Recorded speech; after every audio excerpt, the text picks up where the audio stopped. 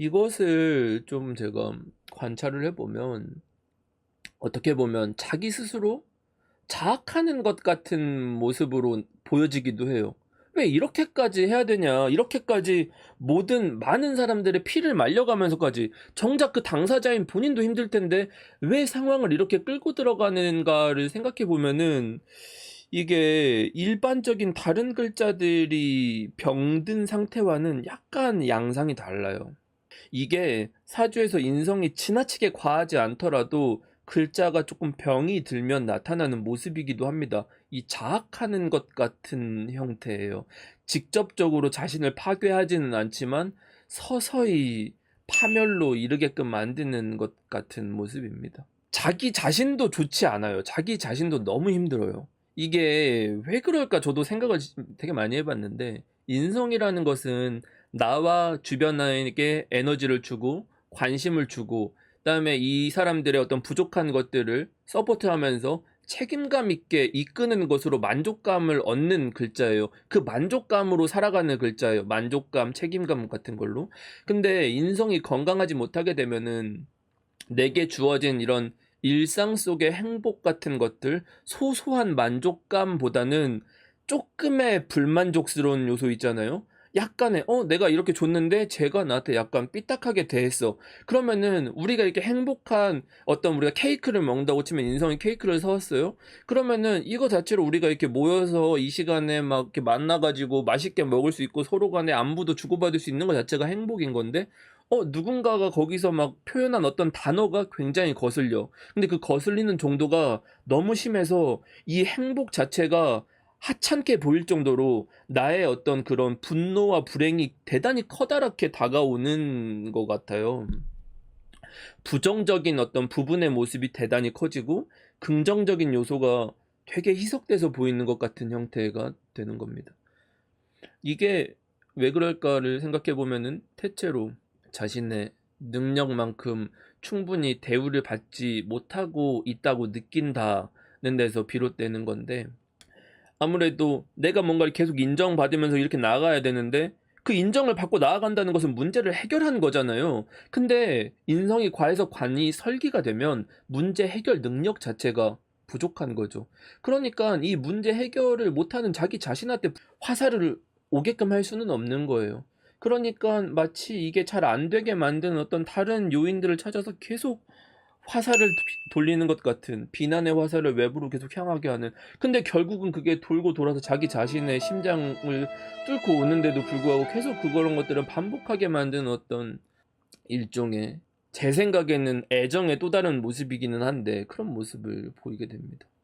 자기를 화나게 만들거나 불편하게 만드는 이런 에너지들에 집중을 하다 보니까 최종적으로 이 인성이 불건강해졌을 때의 모습은 어떠냐면 미래에 대해서 비관적이고 불안한 상태를 만들게 돼요. 자기 자신에 대해서.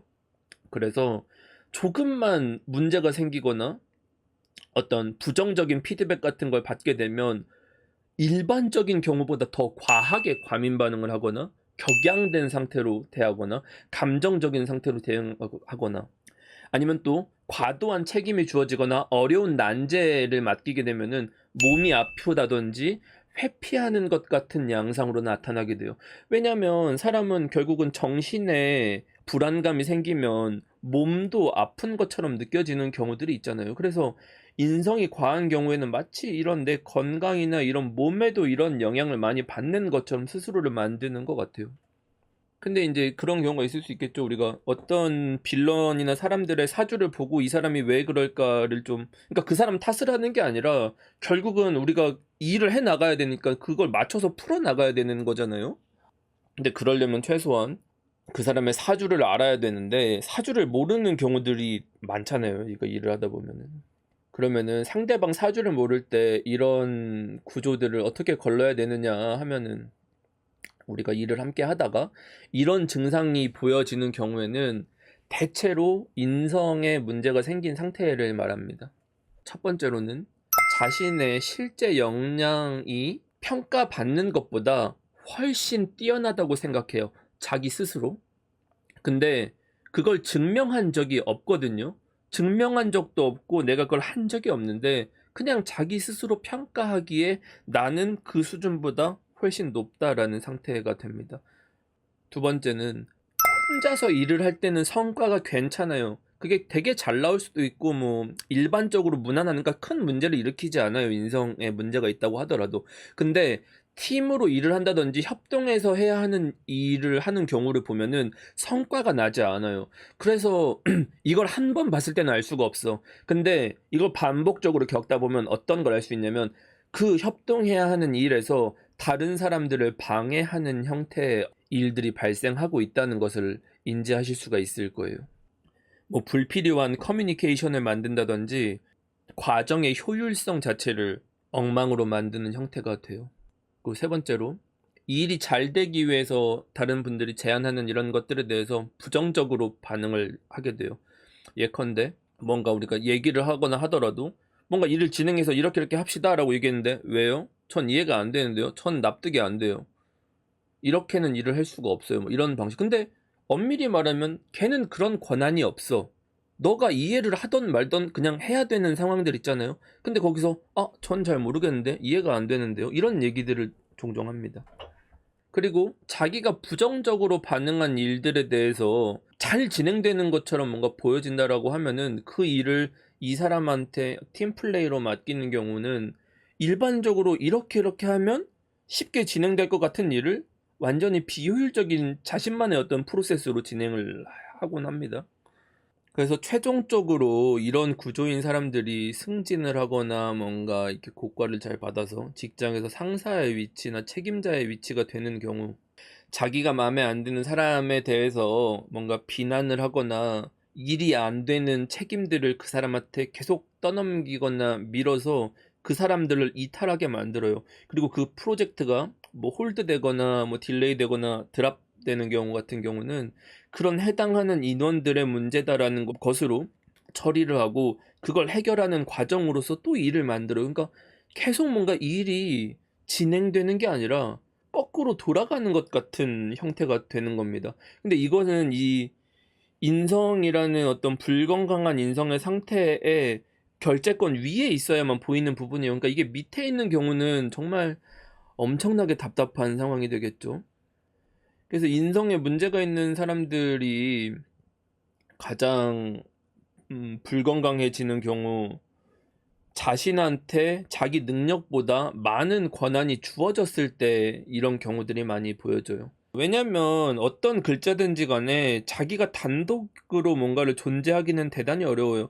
관성이라는 것도 재성의 어떤 보좌를 받아야만 존재할 수 있는 거고 인성이라는 것도 관성의 보좌를 받아야만 하는 건데 이게 지나치게 강한 경우는 다른 모든 글자들을 잡아먹게 되거든요. 그래서 한 가지 글자가 지나치게 강해지는 경우는 자기가 뭔가 절대 권력을 가지고 있다든지 책임자가 됐다고 하더라도 자신의 의견과 반대 의견을 받아들일 마음의 준비가 되어 있지는 않습니다. 그리고 우리가 일을 하다 보면 사회에서 자기랑 반대 의견인 사람들을 만나는 경우는 대단히 많죠. 근데 이게 누군가가 자신한테 반대 의견을 표출하는 경우에 이게 나를 좀 적대시한다고 느끼기도 하지만 보통의 경우는 좀 이게 과하다든지 좀 잘못됐다라고 싶으면 그 자리에서 좀 해결을 하잖아요.